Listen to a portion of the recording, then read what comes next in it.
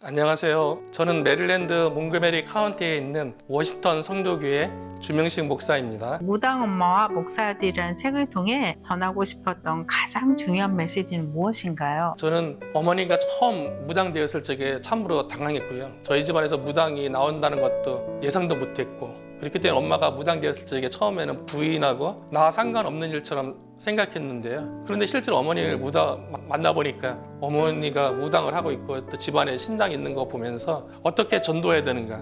그래서 한국의 유명한 기도원을 찾아다니면서 능력받았다는, 또 귀신 쫓는다든 그런 신령한 분들을 찾아다녀서 만나고 상담하고 또 어떤 능력의 종이라는 목사님을 따라다닌 적도 있었어요. 그런데 어느 날 성경 말씀을 읽는데요, 로마서 1장 16절에 내가 복음을 부끄러워하지 아니하노니 이 복음은 모든 믿는 자에게 구원을 주시는 하나님의 능력이 됩니다. 복음이 하나님의 능력이라는 것을 깨닫고서 기도원을 다니고 기도를 했지만 특별하게 능력 있는 사람을 쫓아다녔던 것이 아니라 복음이면 충분하구나. 그리고 실제로 어머니가 복음을 통해서 예수님을 영접했고요. 그 예수님 영접한 이후에도 무당이었을 때 경험했던 여러 가지 영적 현상들이 다 있었지만 복음인 예수 그리스도는 나의 주인이라는 이 고백 가운데 그런 영적인 모든 공격들이 사라지고 어머니가 승리하는 것을 보면서 복음이 하나님의 능력이라는 것을 강조하고 싶었고요. 그리고 두 번째는 우리나라에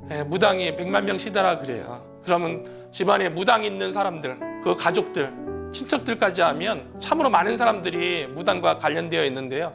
실질적으로 제가 어머니 전도한 것에 대해서 간증 집회에 다녀보면 집안에 아버지가, 어머니가 또는 고모가 또 올케가 무당이어서 미국으로 이민 온 분도 있더라고요. 집안에 무당이 있으면요 서로 연락을 안 해요. 그리고 교회에서 누구와도 나누지 않아요. 왜냐하면 다른 사람들이 이해도 못하고 다른 사람들이 부정적으로 보는 것이 싫어서 그런 많은 사람들에게 무당이라 할지라도 복음으로 충분히 예수님 믿고 구원 받을 수 있다고 위로와 용기를 주고 싶고, 무당인 가족 중에 있는 사람에게 전도하기를 포기하지 말고 끝까지 믿음으로 도전하라고. 가족이 감당해야 돼요. 어떤 교회가 특수한 사역으로 감당하는 게 아니고요. 가족 중에 사랑으로 오랜 기간 돌봐야 되고 섬겨야 되고 기도해야 되기 때문에 그분들에게 격려하고 싶어서, 용기 주고 싶어서 책을 쓰게 되었습니다. 주 목사님께서 한인 이민교회에서 목회하시게 된 계기와 사역의 핵심 비전은 무엇인가요? 제가 한국에서 무당이었던 어머니를 전도했던 경험이 있거든요. 그리고 한국에서 특별히 인천 지역에서 9년 동안 무당들을 만나며 그들에게 복음을 증거하는 가운데 성경 말씀으로 다시 한번 어머니를 돕고 어머니가 어떻게 예수님 믿고 변화됐는지에 대해서 정리하고 싶어서 버지니아 린츠버그에 있는 리버티 대학에 오고 또 플로리다 올랜도에 있는 리폼드 신학교에서 신학 공부를 마치고 한국에 돌아가야 되나 아니면 이민교회에서 남아서 사역을 해야 되나 새벽 기도하면서 기도하는데 하나님께서 대학교 2학년 때 선교사로 나갈 사람 일어서세요 이야기했는데 세 번째 제가 주저하면서 일어났는데 기도 가운데 하나님께서 그것을 생각나게 해주셔서 이민 목회를 하게 되었고요. 이민 목회를 하면서 저의 사역의 핵심 가치는요, 한 영혼의 소중함과 예수 그리스도의 제자를 만들자는 거거든요. 저는 대학생 때 선교단체를 통해서 사역리로 예수님을 영접했고요. 그리고 그 선교단체에서 전도 훈련 받았고 제자 훈련 받았는데 제가 예수님을 믿고 또 예수 그리스도의 제자로서 잘 성장했을 적에 저를 통해서 저의 무당이었던 엄마뿐만 아니라 가족 모두가 다 예수님을 믿게 되었어요. 그래서 사도행전 16장 31절에 보니까 주 예수를 믿으라 그리하면 너와 내 집이 구원을 얻으리라. 이 말씀처럼 한 명이 예수님 믿고 온 가족이 예수님 믿는 그런 은혜가 저희 가정에 있었는데요. 그래서 한 영혼이 얼마나 소중한가 이것을 느끼게 되었고요. 주 목사님께서 가장 좋아하는 성경 구절은 무엇이고 특별히 그 구절을 좋아하시게 된 이유가 있을까요? 어머니가 예수님을 믿기 전에 교회에 다니는 다른 형제들에게 무당인 어머니에 대해서 기도 좀 해달라고 기도 부탁을 한 적이 있는데요. 그런데 뒤에서 저에 대해서 얘기하기를 엄마가 무당이래 이렇게 좀 헌담하는 얘기를 듣고서 무당인 엄마에 대해서 어떤 누가 내가 나누지 않아야겠다. 기도 부탁하지 말아야겠다. 그런 생각이 들었던 적이 있고요. 또 어머니가 예수님 믿고 교회를 다니게 시작했는데 교회에서도 어떤 교인이 어머니에 대해서 무당이었대.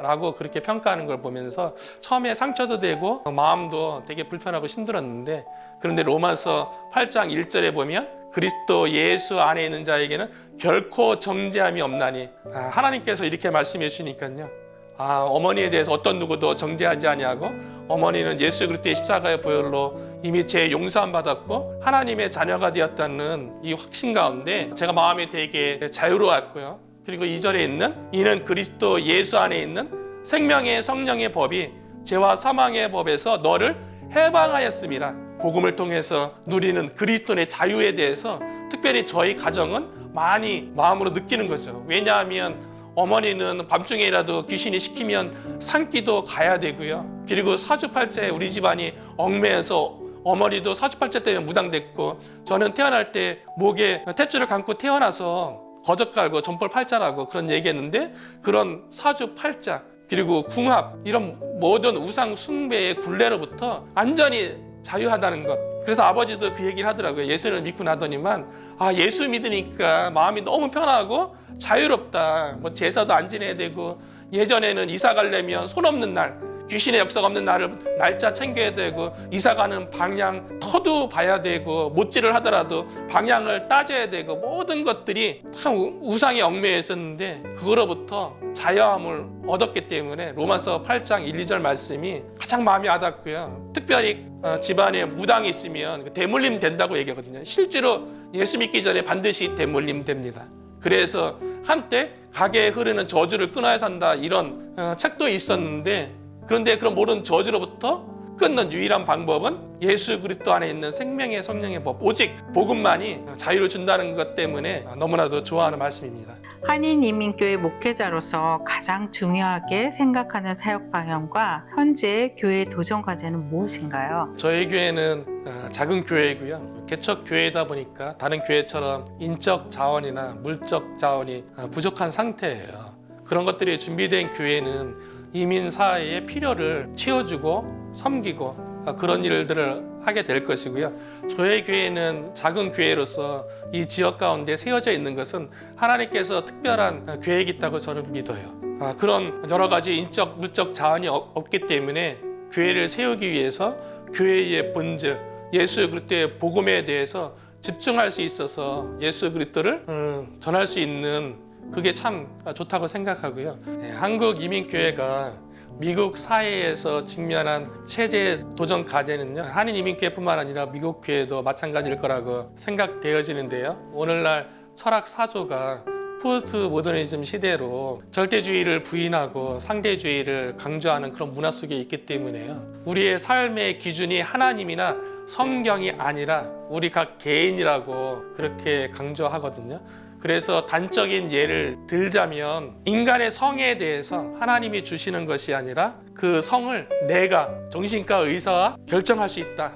그런 문화 속에 우리가 살고 있어요. 정부 기관도 내 부모도 내 성에 대해서 관여할 수 없고 내가 내 성을 결정한다는, 이것은 마치 에덴 동산에서 사탄이 뱀에게 들어가서 아담과 하와에게 내가 하나님처럼 될 수 있다고 얘기하는 것처럼, 오늘날 미국 사회가 모든 교회에 끼치는 영향은요, 하나님을 믿는다고 얘기했지만 너도 하나님처럼 될 수 있어. 내 중심적인 신앙생활을 하는 그런 도전 가운데 있는 것이 아닌가, 그런 생각이 들어서요. 그 어느 때보다도 예수 그리스도의 복음에 대해서 집중해야 되고, 성경의 권위에 대해서 인정하는 것에 대해서 교회가 더욱더 이전보다도 더 세밀하게 확신 있게 성도들에게 가르쳐야 하는 그런 시대가 아닌가, 그런 생각을 해보게 됩니다. 점을 보거나 신비적 체험을 기대하는 신앙을 가진 성도들에게 전하고 싶은 말씀과 건강한 신앙을 세우기 위해 강조하고 싶은 부분은 무엇인가요? 한국 사람들 점 보는 거 참으로 좋아하는 것 같아요. 대부분 신년 운세는 구정 때 많이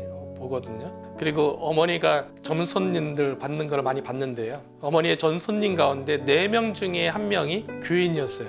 그리고 제가 인천에서 9년 동안 무당 전도를 했었는데 그때 만났던 분들 중에 50% 이상이 교회에 다녔던 분들이고요. 그리고 가장 인상적으로 남았던 분은 인천 하기동에서 만났던 35년 동안 교회 다니고 권사님이었고 그랬는데 지금 무당하고 있는 분을 만난 적도 있어요. 점을 보는 이유는 미래에 대한 길흉 하복에 대해서 듣고 좋은 거는 받아들이고 안 좋은 거는 주술적인 것을 통해서 막으려고 하는, 그리고 뭔가 미래에 대해서 조금이라도 알면 불안감을 해소하기 위한 건데요. 점의 배후에는요, 사단의 역사이고, 그리고 사단이 미혹으로 점을, 인간의 불안한 마음을 사용하는 거예요.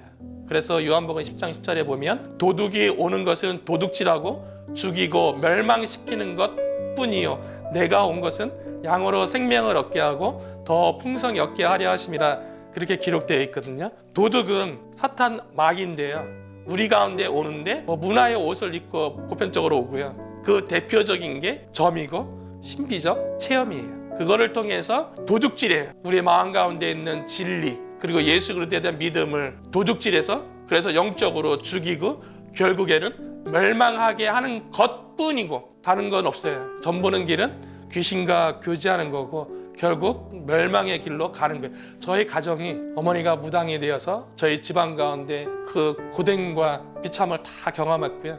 결국에는 세상적으로는 멸망의 길로 걸었던 것 뿐이거든요. 그리고 신비적 체험에 대해서 기대하기보다는요, 제가 강조하고 싶은 건강한 신앙생활을 하기 위해서는 말씀 체험을 기대하라는 거예요. 저희 가정이 예수님을 믿는데 사도행전 16장 31절에 주 예수를 믿으라, 그리하면 너와 내 집이 구원을 얻으리라, 이 약속의 말씀이 신실하신 하나님께서 우리 가정 가운데, 믿음 가운데 이루어주신 거거든요.